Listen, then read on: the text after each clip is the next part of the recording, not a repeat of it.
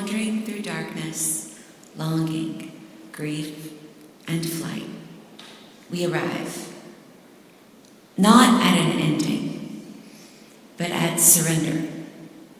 With love, we give ourselves to Earth's intelligence, to gravity's pull toward the heart of the world.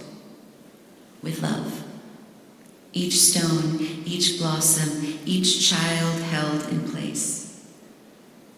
When we surrender, we rise up, rooted like trees and released like stars.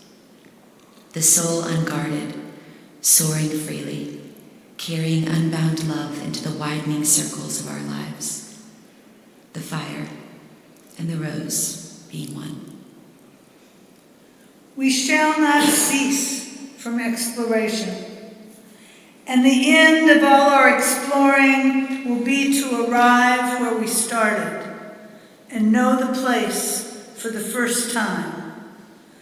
Through the unknown, remembered gate, when the last of the earth left to discover, is that which was the beginning at the source of the longest river, the voice of the hidden waterfall.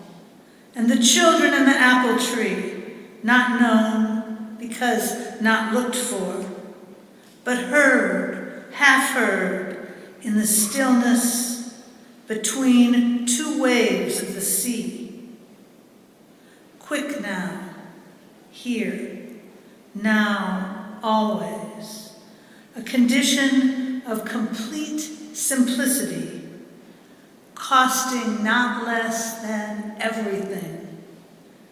And all shall be well, and all manner of thing shall be well, when the tongues of flame are enfolded into the crown knot of fire, and the fire and the rose are one.